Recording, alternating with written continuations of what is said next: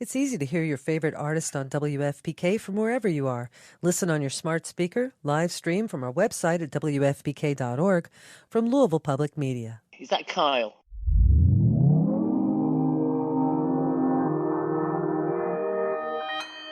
Consequence Podcast Network.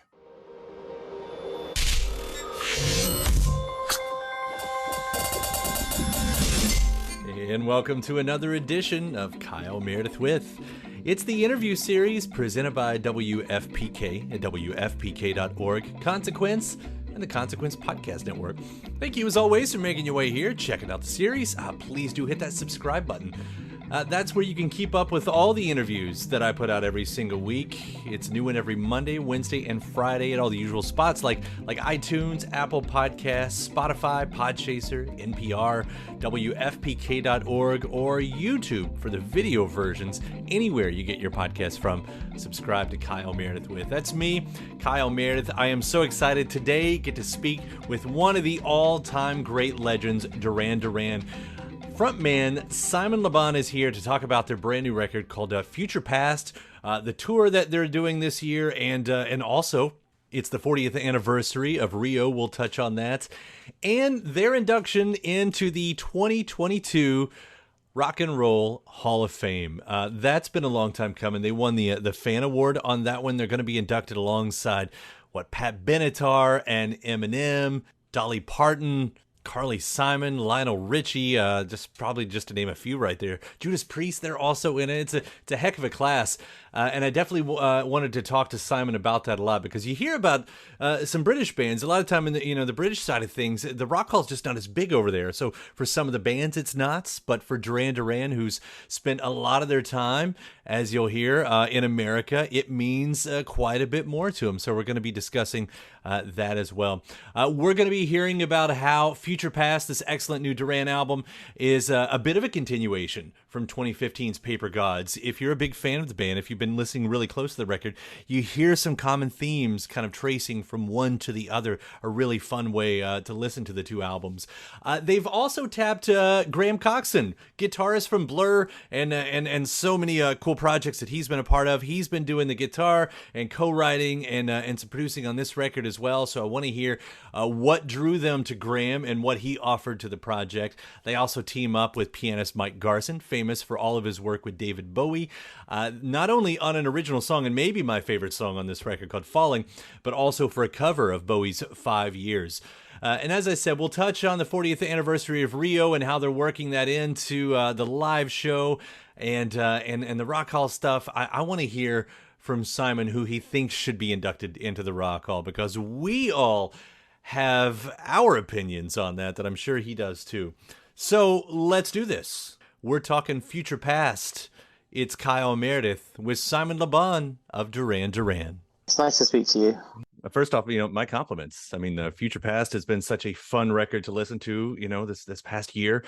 And I mean, you all always do it. I don't know. I can pay you a compliment that you haven't paid a million times, but congrats on continuing just to put out this incredible art. Well, thank you very much. Well, it is our thing, you get to a stage in life and you realize that you've got a choice. You can either pick up something else and try and retrain, or you can really try and get deep into the thing that you're good at. And I think we're good at this. So while we can still exercise the muscle, then we do. This album, it's still, I'm still finding new things about it too. Calling it Future Past to begin with, calling it after that title track.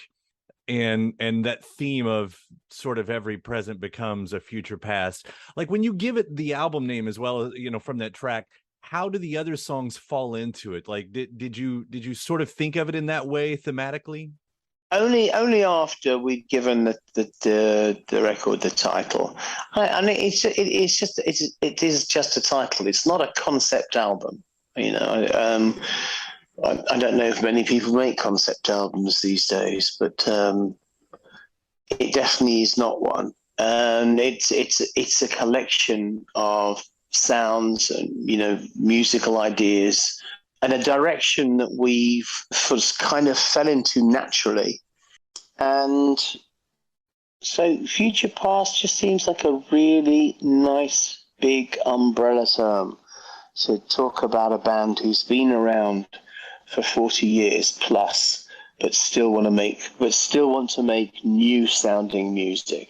Yeah, and maybe you already answered that then with saying in the very way that it doesn't have a concept, but I did look back to the last record, and there's just those moments, I'm not thinking about the future and Last Night in the City, step into the future in Pressure Off. Like that was the record that sort of, and now here we are in the future already looking past. Like, so I'll rephrase the question. Do you see those moments as they arrive, how the albums sort of talk to each other in that way? Oh my God, yes, absolutely. I do feel very much that this is a continuation of the ethic, the kind of musical ethic and the band ethic that we rediscovered with the making of Paper Gods. Yeah, how so? Well, I think we realized that we were, I think, if we had to go back further, one album further back, which would be All You Need Is Now, that was our reclaiming the 80s album. And after that, we realized we had to do something new. And I think, Paper Gods was as new as we felt comfortable doing it. But I think we've gone even further, even more experimental with Future Past. When you listen to a song like "Give It All Up," I mean that's pretty stark, and different to anything else that you're going to hear on the radio or anywhere. Those moments do happen through All Out, and you had some interesting. I should bring up the collaborators that you had for this too. I mean, when I saw Graham's name on it, Graham Coxon, of course, Blur and everything else that he's done in a solo career. Like, I should go back. Like, what was your relationship there, and why did that matchup work so well for you? The hookup really came about. Although Nick had met Graham, and they'd gone on like a house on fire at some do in London. It was our producer Errol Alcan, who is a huge part of what made the album work, and he was the guy who said, "Well, I know Graham. I mean, we hang out with each other," and he was the one who really brought Graham into the studio. And then when we heard what Graham does, it just seemed it was fantastic, because we'd never heard guitar played like that before. And if we've never heard it played like that before, then it's going to be a surprise to other people as well. And that's the kind of music we want to make.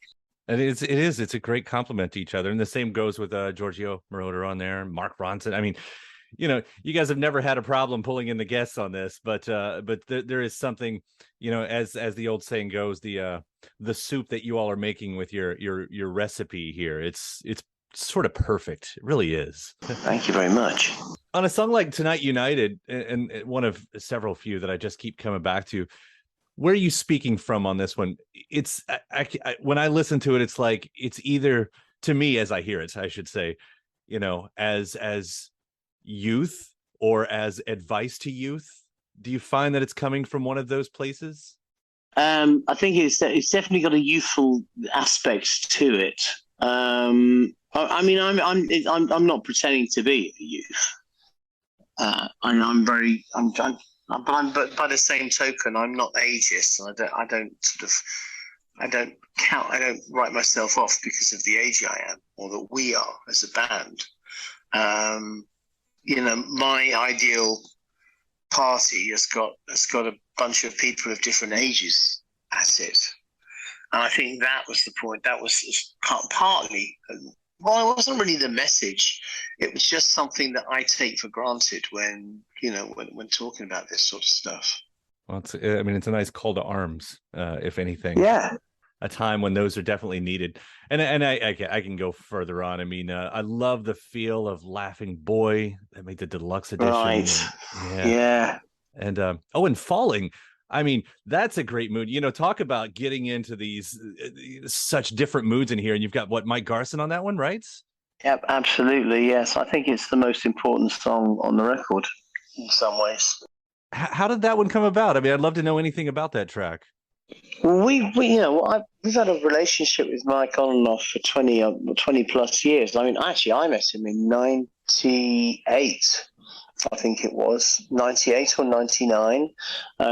He came over with Smashing Pumpkins, and he played a show. He played a show at the they played at Shepherd's Bush Empire, I think it was.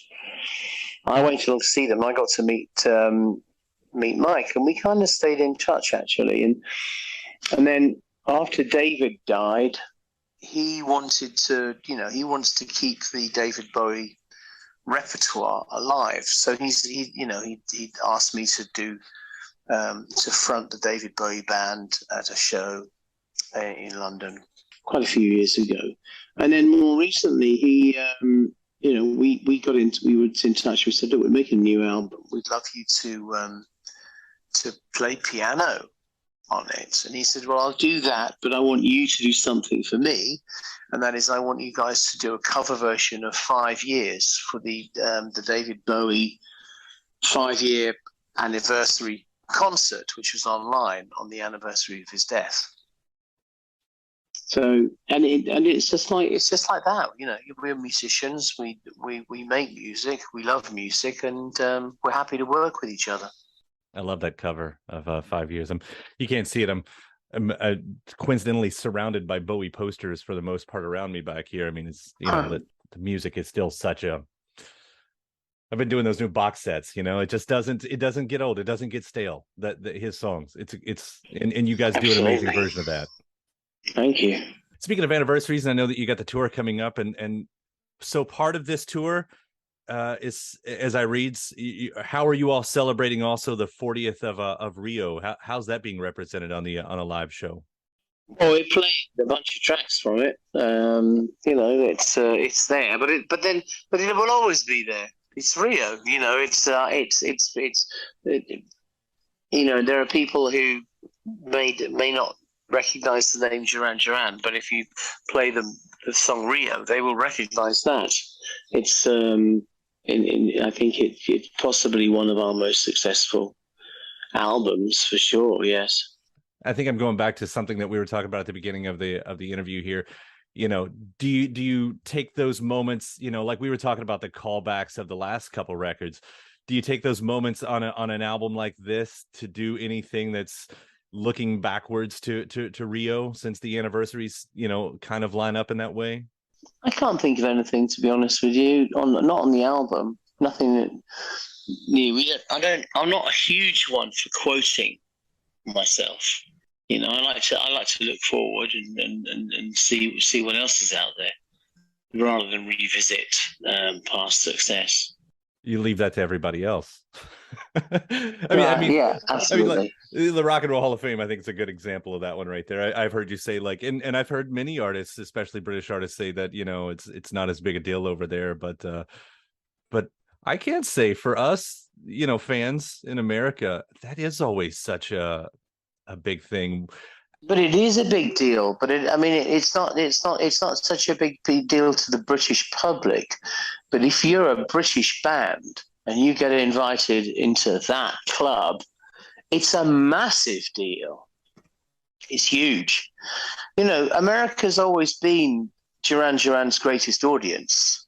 I was explaining today, we do 50% of our shows in our career have been in the United States or North America, let's say North America, and we embrace that fact. The Rock and Roll Hall of Fame, it's a special kind of validation that means a lot in North America. And I, for one, am very proud to have been to that this is happening to us, and we're all very happy about it. We're all really happy about it. Have you all started talking about the performance and everything like that? Is that on your mind yet? We've been talking about very little else, to be honest with you. Probably. I'm sure that we'll have. We're hoping to get guitar performances from Warren Cuccurullo and Andy Taylor with the band, Maybe Niall will join us. I don't know. We're looking at a very big celebrity to do the induction. And I can't say any more about. Sure. But it is very, very, very exciting. I'm looking forward to it. Now, I here's the sillier part of it. Do you have the idea of who still needs to be in it? Because we've been saying Duran Duran for a long time. Like, do you have that opinion? Like, who's not in it? That, like, how in the hell are they not in it? Well, I did. I mean, just off the top of my head, there's some of the people who were nominated for this year. People like Fela Kuti, Kate Bush. I do feel that they are very significant artists and thoroughly deserve to be included in it every bit as much as we do. I can promise you that. Yeah, hopefully that'll happen soon. Well, just the compliments again over and over on the record. I'm so looking forward to the tour. The videos have been cool. I didn't even bring those up, but what you guys have been doing with the Invisible video and the anniversary video and something, isn't it? Yeah, that's some crazy stuff. One of the other guys, I don't remember who it was saying maybe you guys are thinking about doing a film. I don't know if that's on your mind as well, but I would love to see that happen. I mean, we're always thinking about doing a film. When it's just if it. I mean, those kind of projects, they take absolutely ages to get off the ground. They take a lot of effort, a lot of thought, a lot of writing, a lot of practicing, rehearsal, that sort of stuff. Yeah, that takes a lot of getting together. Well, I'm here for the ride wherever you guys take us. Simon, great. Yeah, thank you so much for taking the time to talk. I'm looking forward to the tour. It's been a real pleasure. Thank you. I look forward to seeing you. Bye-bye. All right. My thanks to Simon Le Bon, Duran Duran. The new album is called Future Past. They are on tour this year. And, of course, November 5th, they are going to be inducted into the Rock and Roll Hall of Fame. Again, that's exciting stuff. They'll be inducted next to Dolly Parton, Pat Benatar, Eminem, the Eurythmics, Lionel Richie, Carly Simon, and Judas Priest, among others. Again, that's November 5th. So thanks to Simon for hanging out. Thanks to you for also hanging out, listening to the episode. Don't forget to hit that subscribe button before you get out of here.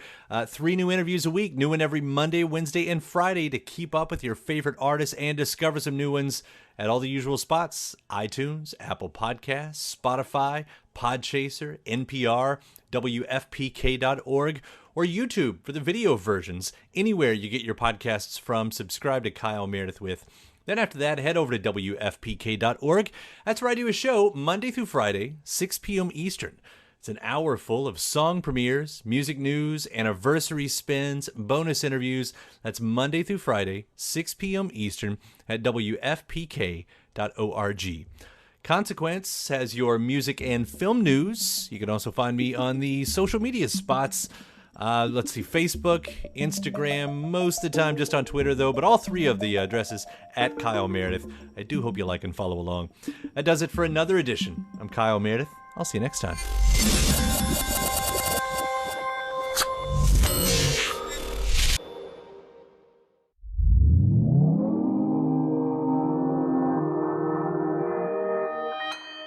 Consequence Podcast Network. It's easy to hear your favorite artist on WFPK from wherever you are.